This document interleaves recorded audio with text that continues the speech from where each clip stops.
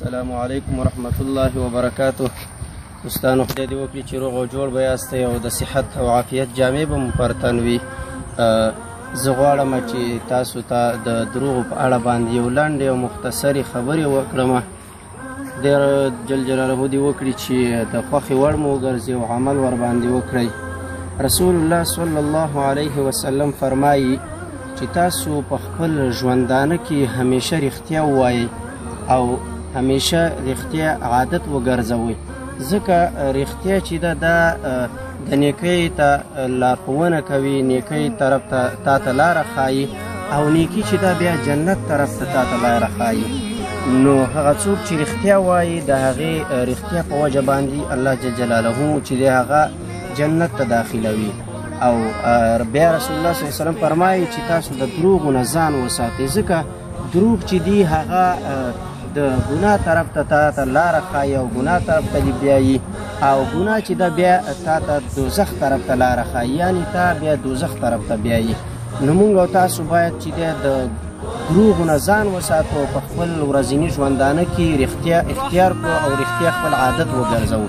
بل حدیث کې رسول الله صلی الله علیه وسلم فرمایي چې هغه څوک چې هغه دروغ وایي، همیشه دروغ وایي، د هغه دپاره چې کومې د حفاظت ملایکې مقرر شوي دي هغه ترېنه تښتي، یو میل لرې ترېنه تښتي د دغه دروغو په وخت کې.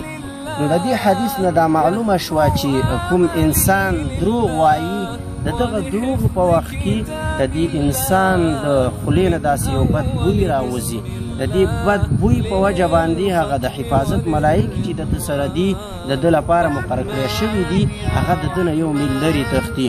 نو دروغ چې دی دومره لویه ګناه ده چې د دې نه دومره بد بوی د انسان د خولې نه د دروغو په وجه راوځي چې ملایکې ورته نشي ټینګېدلی. نو چې ملایکې ورته نشي ټینګېدلی دا څومره لویه ګناه ده. خو ولې افسوس چې موږ مسلمانان نن سبا چې دي دروغ هیڅ ګناه نه ګڼي او دوی ته دومره وړوکی څیز ښکاري، ولې دروغ چې دی دا ډېره لویه ګناه ده. او همدارنګه د رښتیا ویلو په وجه باندې چې دی الله رب العزت انسان ته نجات هم ورکوي. نو واقعه به ذکر کړمه، حجاج ابن یوسف چې دی اراده وکړه چې د حسن بصري رحمه الله قتل کړي، د هغه د قتل اراده یې وکړله. کله چې ده د قتل اراده وکړه حجاج ابن یوسف خپل لښکر تیار کړه او ورپسې ویلېږه چې هغه را پیدا کړي.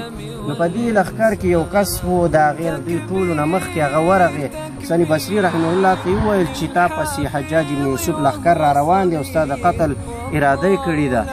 نو دا چې دی د دې ځای نه په منډه منډه باندې لاړه او روان دی. کله چې ځي نو هلته یو کس دی، یو ولي او بزرګ دی، هغه ناست دی. دا راغې دی بزرګ او ولي ته وایي چې ما ته یو ځای وښایه چې زه هغې ځای ته پناه یوسم، ځکه حجاج ابن یوسف چې دی زما د قتل اراده کړې او ما پسې چې دی خپل لښکر را روان کړی دی. نو دغه ولي او بزرګ ورته وویل چې زه زما دغه عبادت خانې ته ننوځه، دلته عبادت کوه خپل. نو کله چې دا ننوته دی نه وروسته دغه لښکر را روان دی او راورسېده دې ځای ته. دغه ولي او بزرګ ته وایي چې تا حسن بصري رحمه الله ونه لیده داسې لا نړه. هغه ولي او بزرګ ورته وویل چې دغه عبادت خانې ته ننوته خپل عبادت کوي. نو دا لښکر ور ننوته، اخوا دېخوا یې وکته، هېڅ شی پیدا نه کړه، بېرته راووته دې عبادت خانې نه. کله چې راووته دې بزرګ ته وایي ته خو ډېر ولي او بزرګ یې، ته څنګه موږ ته دروغ وایي؟ ده ورته وویل چې زه هېڅ کله هم دروغ نه وایم، همدغلته ننوتو عبادت کوي، خو ستاسو په سترګو باندې الله تعالی پردې واچولې او دغه یې تاسو ته ښکاره نه کړه. بیا دوی ننوته، بار بار ننوته، پیدا یې نه کړه.